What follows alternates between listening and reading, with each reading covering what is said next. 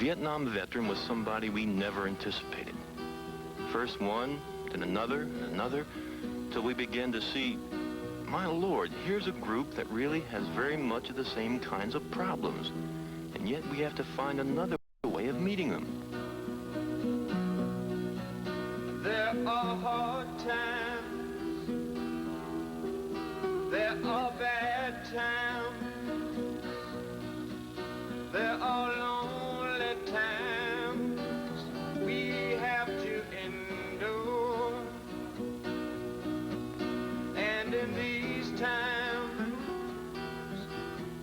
one can easily find that understanding aids the cure. You gotta help me to help you, help me to help you understand. You gotta help me help you. You got to help me help you understand. When I got out of the service, I felt like, well, I'm going home. My family, my friends, everybody's going to really, here's Ron, man, look at him. He's back from Vietnam. And I come back, and nobody gave a damn. Who is he? I mean, who cares? He's a dope addict. He's been smoking pot. It wasn't what I expected. This place is really ugly. And I think now the Veterans Administration has to be ready to meet with these young men. So they have to show a responsiveness and live a little dangerously, if you will. And if we don't do that, we're lost, because otherwise, what are we saying to them? We're saying to them, look, this is our way of helping you. Take it or leave it. We don't put it that way, but the effect of it would be that. And therefore, the challenge of the Veterans Administration is, one, whether or not they can hear the concerns of these young people, and number two, whether or not we are sufficiently geared and wise enough and talented enough to retool and to rethink some of our procedures and make them far more appropriate. Let's remember that first and foremost, he's a young American.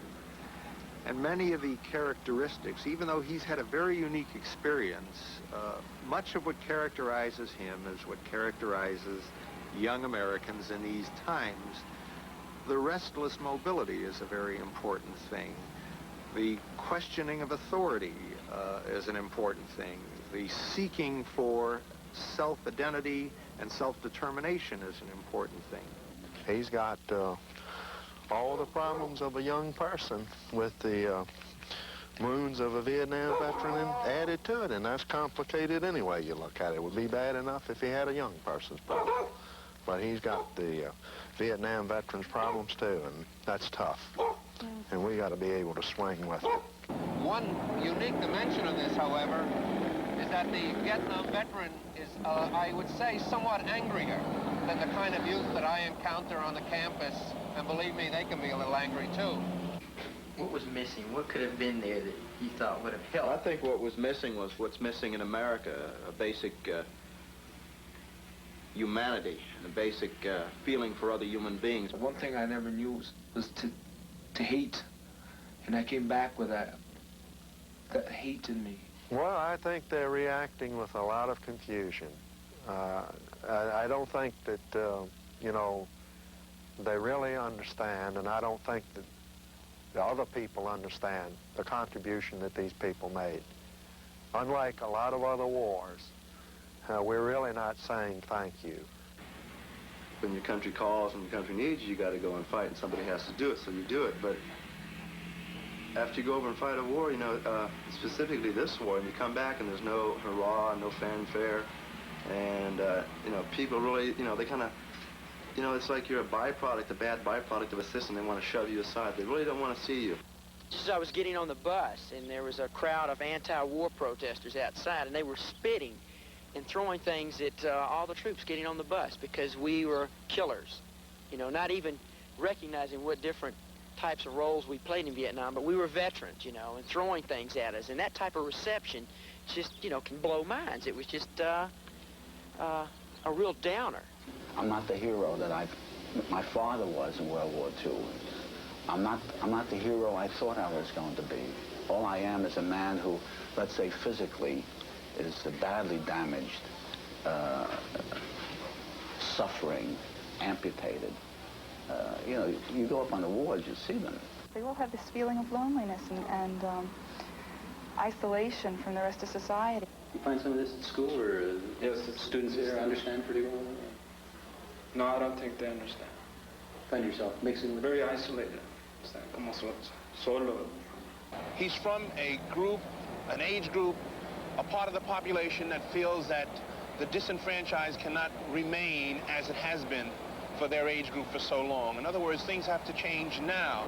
He is so well informed of the historical process on how he has been used year after year, war after war, and I think that the modern individual today is no longer going to do that. Yeah, well, we are the minority. We're the lowest minority there is. And they don't seem like they want to let us up. Levantarnos. Lo que se necesita es revolución. That's what we need, a revolution. Es lo que necesita.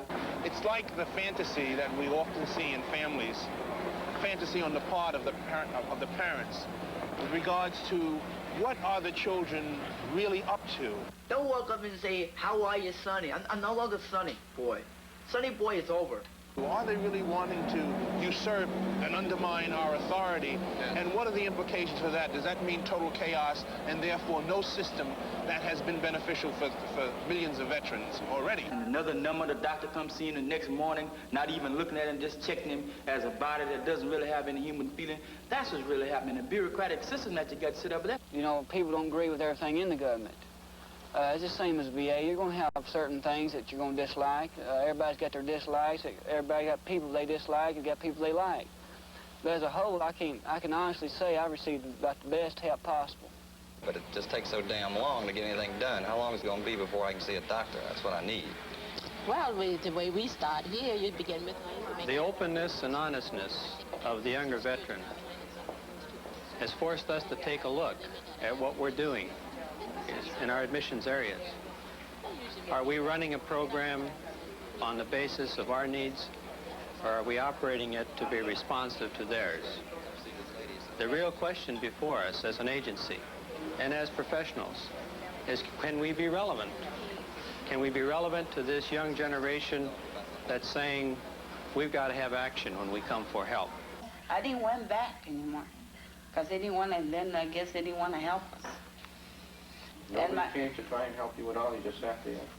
Yeah, we sit right there like just waiting for them to come. Did anybody talk to you? No, nobody came to talk to us or anything. So my boy said, well, it looks like they're not going to help us, so we go. I came home. I'm the ombudsman in this hospital, and I was placed here to help the patients out with their problems and their questions. Yo me llamo Félix García. Ricardo Castro, mucho gusto. Mi trabajo aquí es para ayudar a los pacientes con sus problemas, o respondiendo cuestiones que quieran saber. ¿Cómo viendo tu visita hoy? Bueno, pues vine a tomar una examinación que hace 2 semanas que tuve una operación. The main purpose of this is to get the patient a little better informed. The personnel around here just haven't got that kind of time, because you tell a patient something, 9 out of 10 times he wants to know much more than he's been told. And if this was to happen in every department, the doctors, the clerks, everybody would be completely tied up. And it's getting to the point now to where I know most of the answers. I know, and if I don't know them, I know the people that have got the answers. And it doesn't take me very long to find out what the score is. Now, the establishment is beautiful, I guess, but as far as drug addiction is concerned, we don't think that they come out of a realistic bag.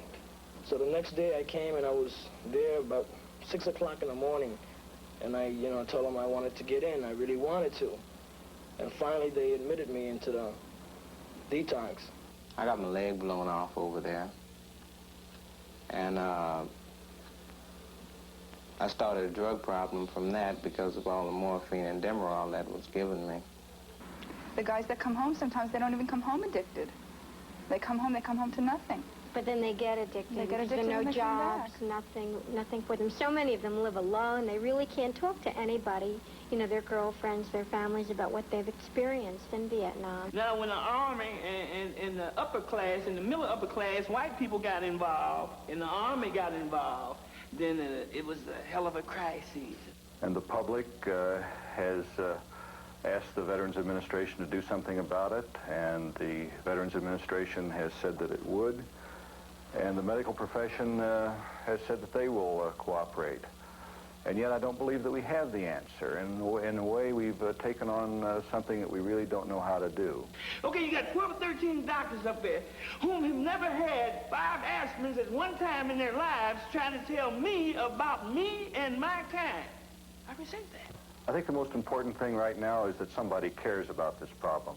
That was not always the case. It wasn't very many months or years ago that nobody really cared about the problem of the addict. But people do care now, and they care enough to organize teams and to work hard and long and creatively and intuitively with this problem. Where are you? Hey, Frank, write this down. 123 South Market. Hey, can you stay where you're at for a bit? We'll send somebody up to pick you up. Yeah, you called the right place. I can give that as kind of my ideal of the way a social worker should function. Steve was working in a program that was largely for older, more chronic type schizophrenic patients. And when he spotted the young Vietnam guys beginning to come in, he realized that the program had to change. And so with them, he developed a program, you know, that was addressed to their needs. One of the things that we found out is with the impatience of the younger veteran, especially someone who is into the drug culture and who may be sick from withdrawal symptoms, that person is not going to sit still for an 8-hour wait in a waiting room. So you just leave. I know, you know, myself, I've left a couple of times before I got admitted to a VA hospital. He's, first of all, scared and frightened by having to tell himself that, look, I can't handle my life anymore. My problems are entirely out of hand, and I got to check into the funny farm. When a guy goes out there, he's purely and completely depersonalized. He doesn't have one to come and say, well, you're an addict, man. Now, I understand the problem. Let me relate to you. The people who make first contact with our guys are guys who've come up through the program. They look like the new guy does. They smell like him. They talk his language. And there's a lot of magic happens at that initial screening interview. It's no magic. We're just for real. When a dope fiend, when he comes here and when he sits down and he says, man, I'm hooked and I want to get myself together. Okay, first thing, initially he said, look, man, we have heard all the stories, you know, and anything you said to us, we're not going to believe it. But go say it anyway, because we dope fiends, we lived it. You know, a part of a dope fiend's culture is telling goddamn lies. And a dope fiend can recognize the truth. A dope fiend can recognize when they can't play game on them. We don't allow game here. We want to make the initial gut-to-gut contact first, and then later on, we'll go with him and help him and support him while he fills out the various kinds of questionnaires and eligibility forms for treatment with the VA.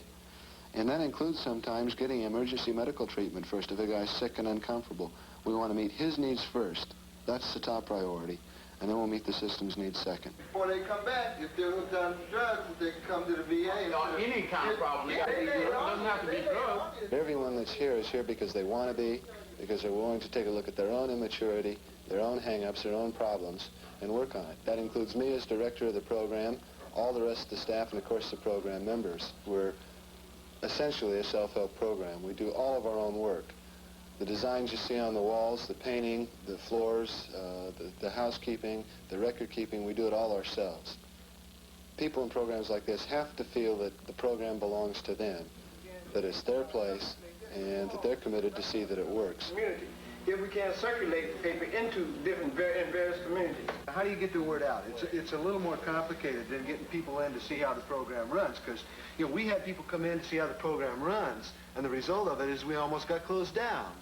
You know, they come in and they find out, look, we don't worry about language. You know, we deal with people's honest-to-God gut feelings. We even use the word sometimes. You know, we'll do whatever we have to do to help somebody get their head together. They don't like it, you know. It offends them. They don't like our language. They don't like the way we paint our walls. And people completely ignore the fact that a hell of a lot of people get well here. And to me, this is the most important thing. Not the particular type of treatment method that's being used, but the fact that a lot of people are working very hard and care a great deal about solving the problem as it exists.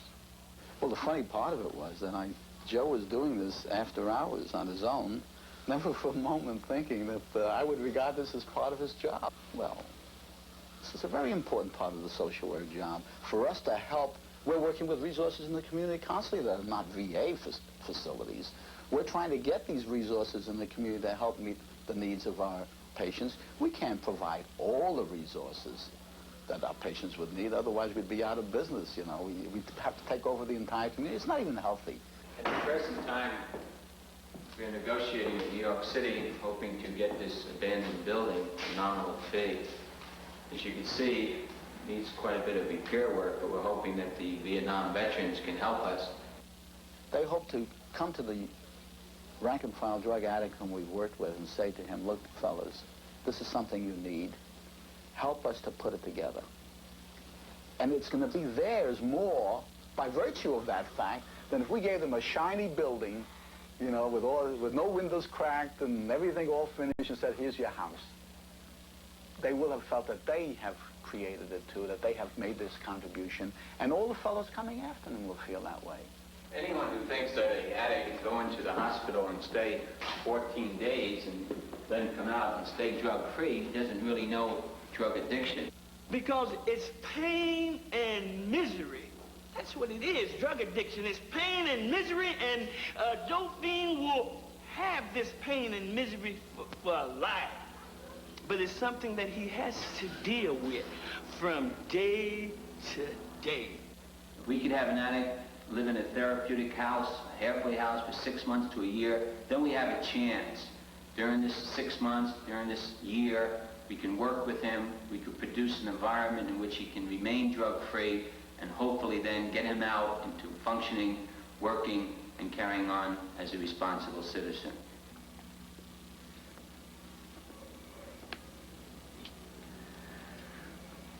I spent 10 months in a Veterans Administration mental institution. The first time I met this social worker, it was on this introduction. The head of social services approached me and said that we're really going to try to help you, Dave, and we have a new man here who is also a Vietnamese veteran, and he has sort of longish hair. And so I really know that this is going to work out for you. This is going to be really good for you. And my first reaction was, this man has got to be crazy, because that's not where it's at. But I changed and started trusting him because he's been there. I'll never forget, one of my older cousins, about 30 years old, comes up to me and says, how many gooks did you kill? You know, and I'm going, my God. And I turned so sour inside. All I saw was like the worst evil you could imagine in your head, and I just wanted to lash out, and I just sat there shaking. And God knows, he experienced some things himself that I'm surprised that couldn't have caused him to possibly break down. But he didn't. And he was there to help me, and he wanted to help me. And so I helped myself by trusting him.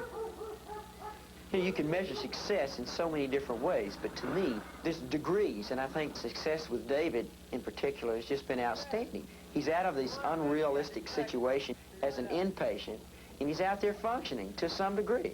I mean, he's not functioning exactly as I would like to see him functioning, but this is something we talk about all the time. Hey, man. But don't you think it's holding you back? Because it's just a very minimal amount of money, and you know, you're just barely surviving.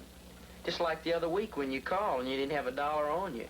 You couldn't even go out and have a Coke. You know, I felt really bad. Well, I'm not even used to that anymore. It's like it's irrelevant to a degree, a great degree. But what about the trip you went on 2 months ago when you're telling me, you know, I'm tired of this section. I'm tired of living on the welfare setup. I'm ready to get into the upper middle class. I'm ready to make something out of myself. Tomorrow I'm going to be a new me. Wait and see, you know. That's 2 months ago. Yeah, well a man, you know, like gets cold standing out in the weather, but, you know, I went to a den and in a cave, man, and got bit by a lot of snakes. You know, it's like you can't say, well, here's a technique that we've evolved 25 years ago. It worked then, and now it's going to work now. I feel that if I'm doing my job, and if my staff are doing their job, and I feel my job as a head of a department is to make it possible for them to do that. Is to free them, not to make them feel that they have to do what they were necessarily taught in school. They have to have the understanding and the knowledge naturally, and the ability to know how to be creative. But I want creative people, and I think this is the future. The young social worker seems to be able to tune into this young veteran. Seems to have a simpatico, and that's been very encouraging to me. They're youthful looking. They are young. They think young. You know, we're talking about the Vietnam veteran. When they approach a Vietnam veteran, they can talk his language. They know how to understand him. If they don't have to say to him, what do you mean by this term or phraseology? I hear some of the same things, and I say, gee, what is this kid talking about? Well, they know what these kids are talking about. If you don't leave the VA hospital, if you work strictly in the office, then you're essentially working with him in a vacuum. You can work with his inner feelings and so on. However, to me, I find that it's important that I get a sense of the neighborhood where he lives, what life is like in his home community, get to know his family, kind of problems they're experiencing, kind of stresses.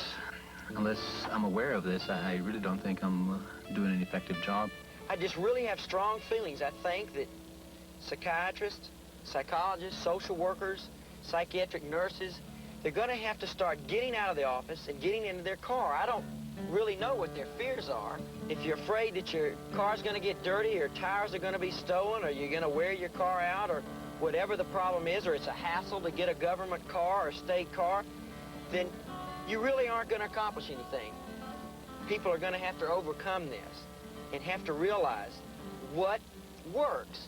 When we reach out and go out into their homes, they feel more comfortable and they feel like loosening up and sharing some of these more intimate concerns that they have that we might be able to help them with. You can do a lot more in their own natural environment than you can in the cold, austere, contrived treatment environments that a hospital represents. They feel more comfortable in their own home talking about their problems. I think you can get at the expression of the problem. You can see this family's poverty. I can't see that in the hospital. I can't relate to their poverty in the sterile whiteness of a nice, shiny hospital. I can relate to it sitting in his living room. I can see it. I can feel it. I can smell it. It is poverty. These people are poor. And we do have a contribution to make to these people. That's social work. We have to identify these other services out in the community that the veterans are using. And by getting to know them, and not via the telephone, but personally, we're better able to see what assistance we might be able to provide. Hey, Armando. ¿Cómo estás? Bien, gracias. ¿Y tú? ¿Qué andas haciendo por acá? Oh, came down to see the counselor. You men are all Vietnam veterans, all Chicanos. You're out in the community. You're trying to help veterans, primarily Chicano veterans. Why aren't Chicano veterans taking advantage of the VA and all of its services and benefits? The Veterans Administration itself implies a bureaucratic framework that they already went through when they were in the service. And when we get there, like, we spend half a day getting there. And like, they always tell you, come back tomorrow, come back tomorrow. If you're holding down a job or anything, or a family man, you know, you lose your job. Do you think this runaround is intentional? Well, I don't know. Being in the service, you know, sometimes, like, if that's the way it is. But once the availability of the outreach activities is explained to them, the fact that we are here to serve the veteran, we are here to help him in whatever possible manner we can, I think I've been the recipient of some very good reactions from the Chicano veterans. Well, what kinds of things are they dealing with? What are their struggles? Well, one problem that I found was that many veterans, they need a job. In our community, a lot of the guys don't have the education, so like when they come home, they really need counseling really bad because like he's gonna be lost, he's gonna be hung up in drugs, then his family's gonna be looking at him, he's gonna think like, wow, what did I do everything for? The guy that used to run this program would start the beginning of every quarter with a statement that was meant to get a few laughs, but also had a lot of truth behind it. And the statement was, welcome to the greatest educational experience you're going to have in your life. These men, the men that we're dealing with, are all, or most all, in one way or another, products of an educational system that let them down in some way or another. Many of our men are people who have dropped out of high school, or if they completed high school, they completed it with boredom and with low grades. This program gives all of these people, I think, another chance at a system that is obviously very important in order to make it in this society. The credits that he gets in this program, which will range anywhere from 12 to 19, and they are transferable, are his. There's no... Okay, you remember the other vet I called you about, the one that is partially paralyzed, too? He's having trouble getting around. What is the possibility if I bring him down here to talk to you as far as transportation? The transportation thing could be a difficulty unless he can get with somebody who's coming this way. Now, a lot of the fellows here by the second or third week know each other. They have carpools arranged. They're treating quite a few veterans at Central City Bricks here, and there are a lot of services that are open to these veterans they don't even know about. And for a lot of reasons, they're not using our services. And by just getting down there, making contact with the directors and the people that are running these other community agencies, we're in a better position to find the veteran and find out what things we can fill in. I hope these cats don't blow your mind. They ain't gonna blow my mind, baby. Say, I'm sorry to cut you people off. You people, I know you don't like to hear that, you people. Right. But I want to introduce somebody from the establishment. This is Shad. What can I say? Yes, I'm Shad B. Shad with Brentwood VA. I work with the Vietnam-era Veterans Program out there. And today I really want to see what kind of services I can extend to you, and maybe you have some services you can extend to me. And I really just want to kind of get it out on the floor today because, as you know, we have quite a few black patients up there. And for us to realistically get these guys placed in the community, we got to know what's out there and what's happening. And we also got to know what services these guys can go to when they can't get to the VA. Or maybe we're not doing something we're supposed to be doing. So maybe, Jerry, you and your group and everything can really help me out. Tommy is a ex-veteran. Maybe you could tell him something. He's a vet. Some of the service. Oh, is it ex-vet or No, vet? you're never an ex-vet. It's Oh, like there's no ex-vet. Okay. Right. Tommy, you're a vet? Yes, I am. First of all, before I go into that, did you ever use before? No, I didn't. Well, I am two vets. I'm a vet from the Marines and I'm a vet from Jobs. Just the fact that we're able to listen to other people, whether they have a PhD, whether they're an MD, whether they're a social worker or not, but people that have been through it that are trying to help these vets. Just to be a little open-minded about it and listen to some of the techniques they're using to try to get a better understanding. Sometimes you can't read all these techniques in books. The people that have all this knowledge aren't in the position to write books about it. And when I got affiliated with Bricks, it was more or less like everybody just grabbed me and said, come in. You know, we care, come in. We have to get out, and I think time is getting very short for us. And if we don't make the move soon, and that means everyone, and get involved in every way with the community, we're going to lose.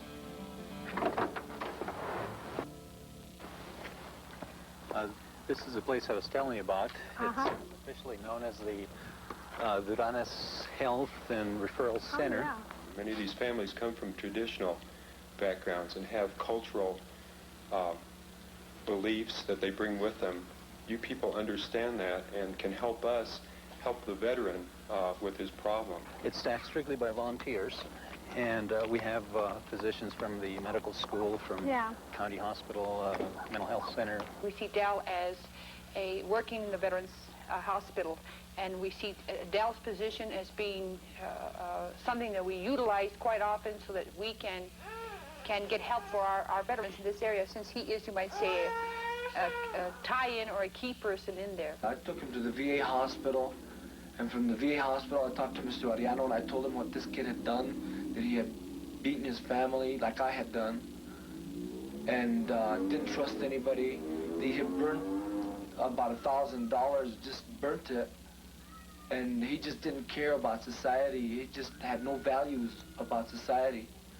And Mr. Arellano just got the wheels rolling so fast it was unbelievable. He was hospitalized like that.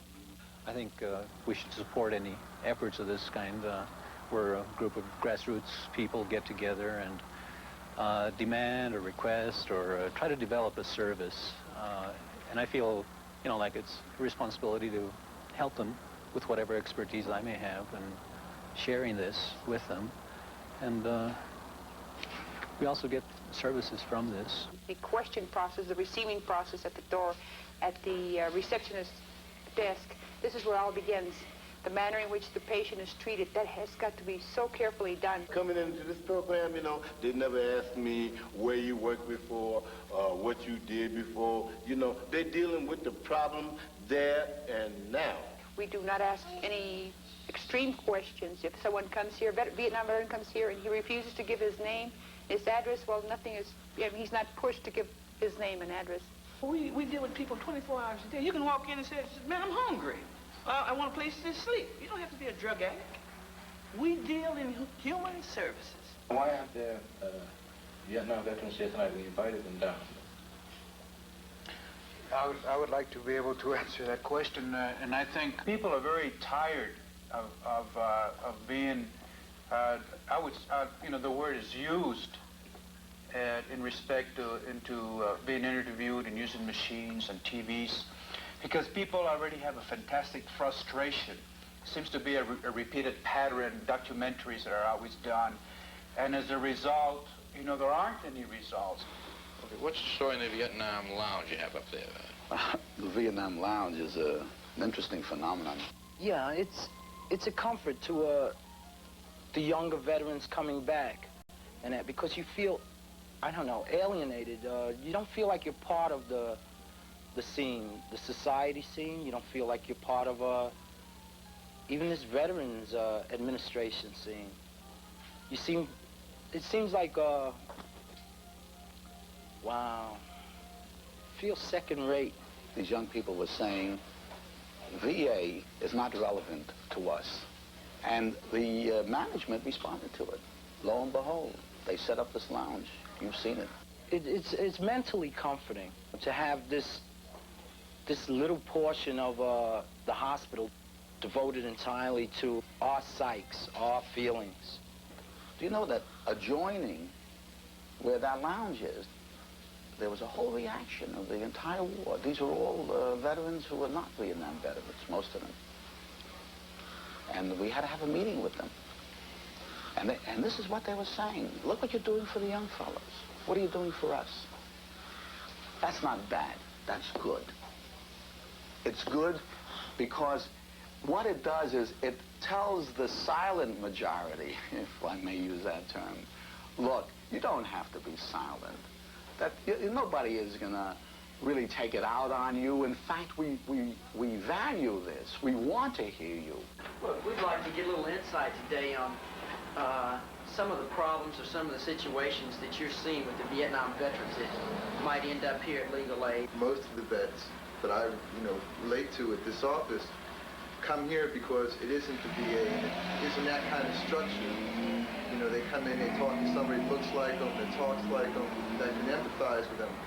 And there's no big bureaucracy, and they're not afraid of it.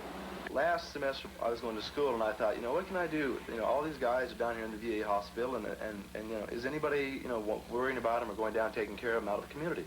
With the facility, they've never really set up some way that the guy in the hospital who sits there day after day, month after month, can relate to other people. I would have liked to talk to people about the fact that I can't anymore, and talk to people about the fact that I can't walk anymore and that I can't move anymore. I would like to relate to the American people and let them know. I mean, I feel like I'm in some kind of twilight zone or some kind of vacuum, and I'm not the only one.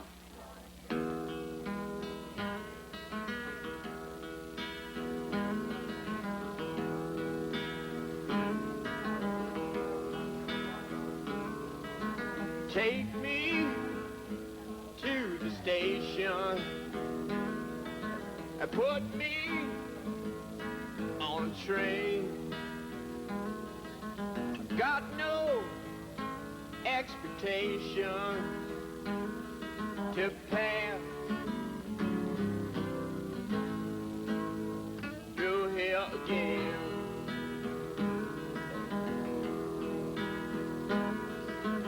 Your heart is like a diamond.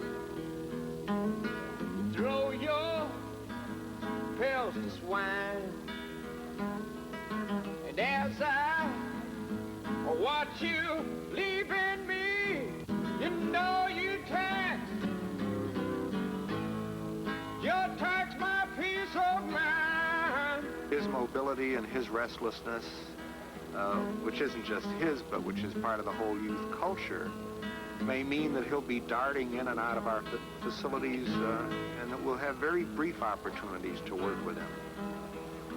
And that means we have to make the most of a very short period of time to develop the kind of trust and confidence in us that is necessary to good work. No, I'll never pass this way again.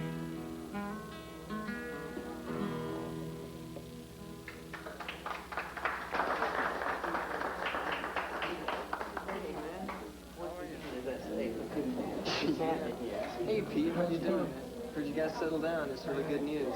Pete's a 21-year-old vet who was injured or wounded by a landmine in Vietnam in '69. He had brain damage, which caused some paralyzation in his right side, his right arm, and his leg. Some of the things we've been talking about, I guess, as friends for the last couple of weeks, and that, you know, deals with female relationships. He really never grew through this, and now with his physical disabilities, he sort of puts this in front of him. Oh, I know it is. Okay. And whenever you extend yourself beyond the normal or whatever, you can't help but be helping these patients. Lots of women? Oh, yeah, lots of women, but I'm a little bit, too chicken to, talk to them, so. What are you checking about? I really don't know. Huh? It's a good question. Yeah. What are you going to do about it?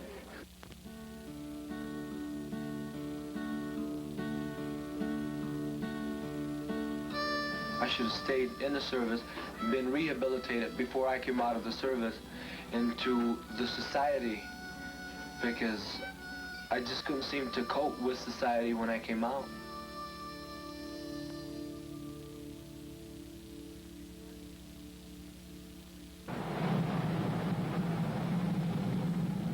And I hated the South, I hated the North Vietnamese, I hated them all. I just hated it, everybody. And I hated the blacks and whites for what they were doing to themselves over there. I got in a fight with this guys, and I hit him. I was hitting him so hard, picking him up and throwing him down on the floor. And if it wasn't meant for her stopping me from fighting him, because they wanted even to pull out a knife, and I told them I was going to take it off and shove it up his yin-yang. And if it wasn't meant for her screaming at the time, I would have killed all three of them. The name of the piece is Fear and Rage, and I think what I'm trying to capture here is the fear developed in both the bear and the man. First, in the man, developing his rage in order to build enough courage to come after the bear. As the man wounds the bear fatally, the bear now turns his fear into rage because he is now trying to survive. So here now they both are, neither one of them getting anywhere with their fear and their rage. They just teach you how to kill. And I don't feel that I should have came out a killer. I should have came out being able to cope with society. It was, and I come back and I find out that I'm no longer Ron Romero. I'm a killer. I'm a dope addict. I'm a different names they got for me.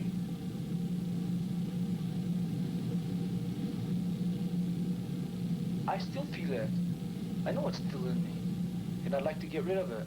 And where it's helped is going to the VA hospital, to this group sessions that we have. That's where I really saw my tension. I'm able to tell the guys that were there in Vietnam what I feel, and they tell me what they feel. We seem to be able to communicate. They've been through it, I've been through it. So we all have the same feelings. A place like that. You want to go get drunk. You want to go have a good time. To get some of that emotion out. And nothing, man, the cops right away lock you up. Pow! What I was trying to capture in him is the feeling of a spirit, something very light, and also the nature and the capacity in which he comes down from the mountains. He's a form of control over the children, the people in the Pueblo. Fighting for the welfare department. Yeah, that's what they treat us, man. How does that make you feel? I'm pretty depressed because I know I have the intelligence to... That's not a joke. You're not like I nada chistoso a eso. No, pero es así como... We used to be about a group of about 25, maybe 30 Chicanos that grouped together, and most of us seemed to be the heroes. We were the ones that went out with the sniper scopes and all that at night. Get an explanation? No, I don't think so. If he started telling me to be quiet and listen and all that and not let me speak my piece, he'd have to listen to me. We're going to these married couples group sessions on Wednesday. It's a little too soon to tell whether it's going to help or not, although... I think what they're trying to do is tell her what to expect, what to put up with, how to learn to put up with what I've been through. I can see it if he's studying. I mean, he's going to school and all, but all he does is he goes out and drinks every night, and he's spending all our money. I'm working to put him through school, and he's going out drinking, and he's never there, and I what just you're can't... watching is a session of conjoint family therapy. The veteran is being seen with a woman with whom he's living. In order to do an effective job of working with the veteran, one has to work with his family members, and so we consider this treatment of the veteran within the context of his family. In so many instances, you find yourself in a position of knowing that what you want to do is right, that it needs to be done, but there's no legal way or no appropriate way to do it. I think oftentimes the problem is the person's willing to stop there rather than keeping his priorities high of doing whatever it takes to help his clients, and then looking hard for a way to justify it. Because it's been our experience that if you do make that kind of commitment, you push long enough and hard enough, you eventually find a way to legitimatize what it is that you're up to. I made a promise that if I came back alive, that I would make a walk.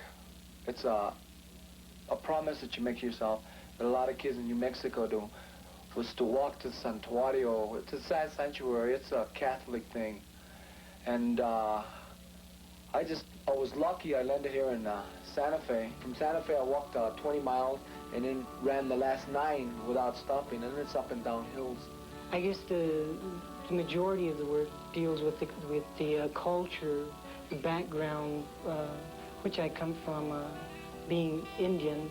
Quite a few pieces work into this area. You can put so much more of the feeling that you have inside into something that you've lived with for a large portion of your life.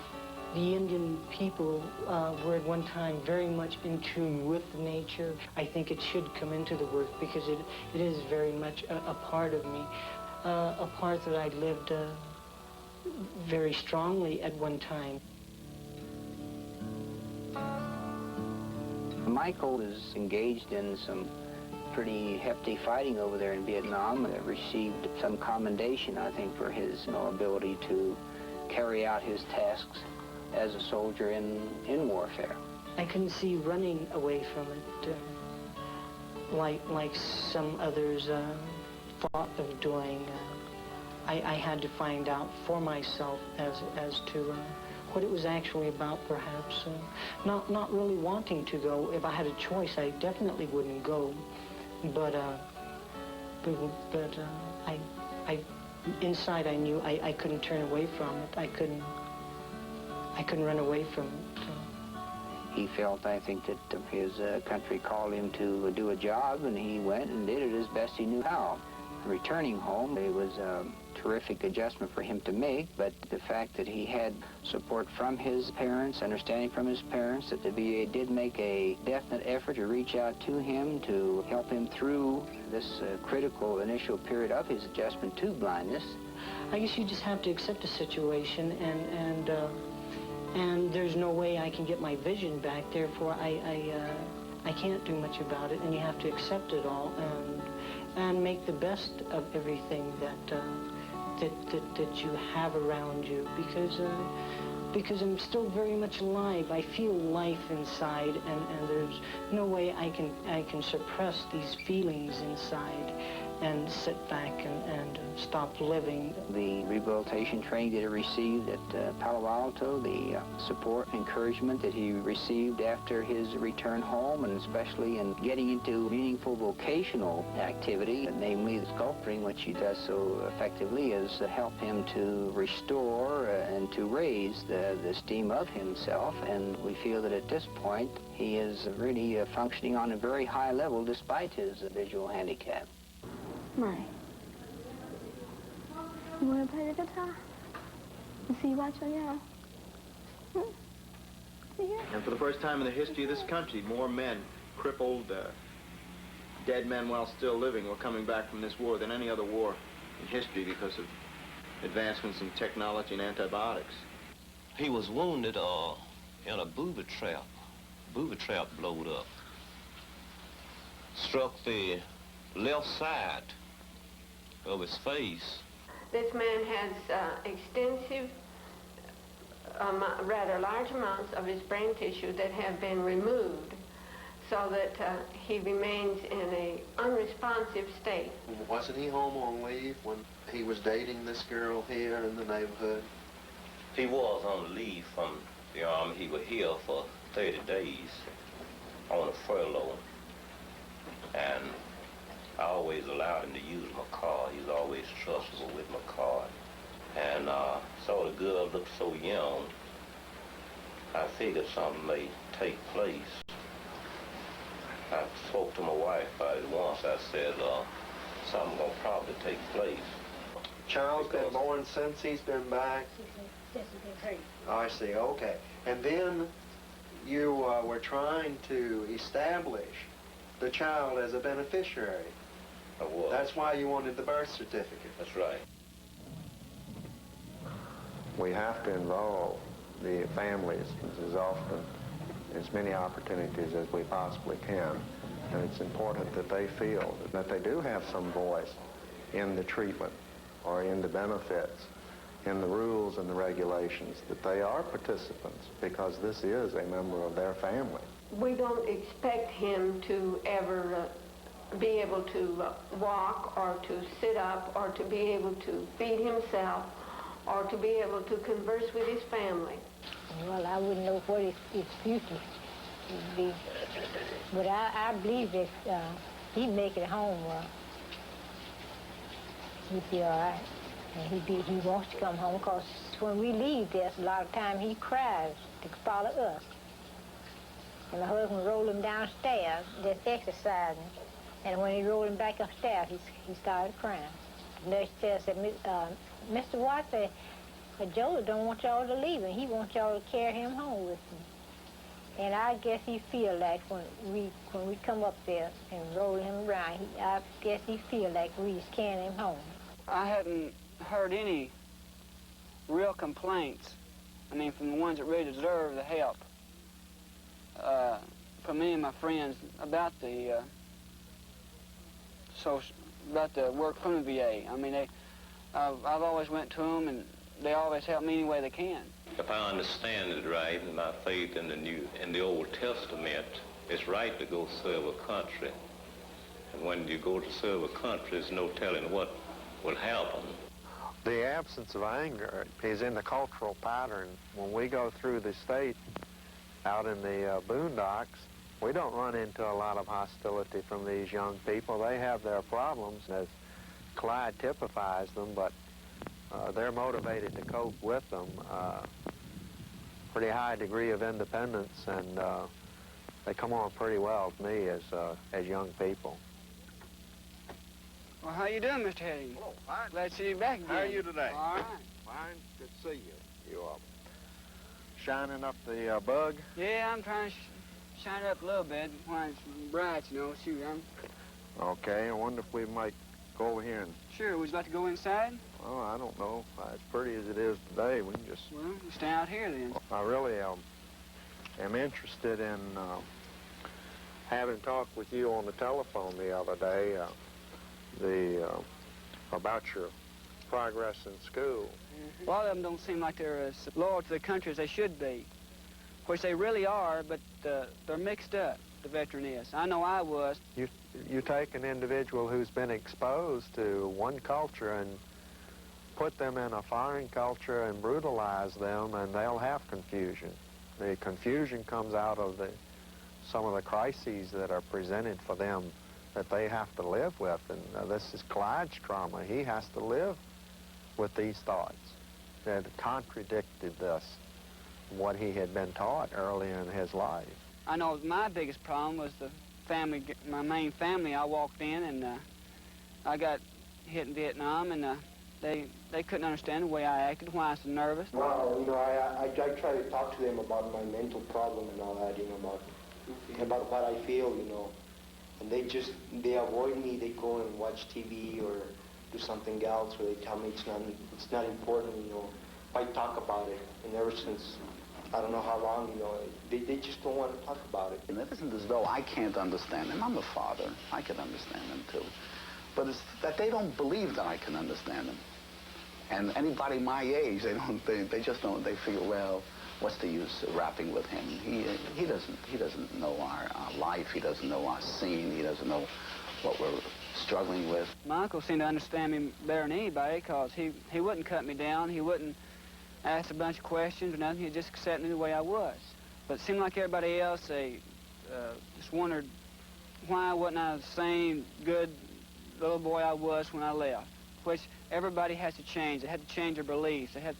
That's just a part of growing up, but they don't seem to understand that, you know. And now he has to live with this. And he's got to put it back together. He's got to sift it out for himself. What is right? What is wrong? What is good? What is bad? He has to make these value judgments. You don't think what they want is different? They talk about different sets of values? No, you know, values, they have the same human concerns and interests. They want to be somebody. They want to have a career. They want to have an identity. They want to have an education. They want to earn. They want to have decent housing. They want to have a decent way of living. I'd like to have some children later on and try to teach them the real meaning of life, I think. You know, it's just not all one big happy, gay time all the time, you know.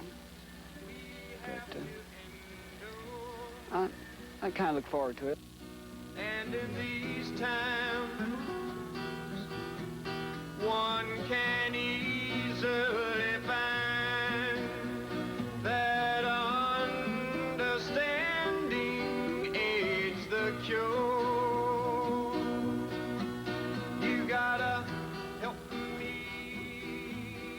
I felt like I was trying to forgive myself for the bad things I had done, you know, or asking someone to forgive me for the bad things I had done. Because I know I screwed up. I know I should have been rehabilitated before I came out of the service. And maybe I'm lucky. I could have ended up in prison. Instead, Mr. Ariano took his time and helped me.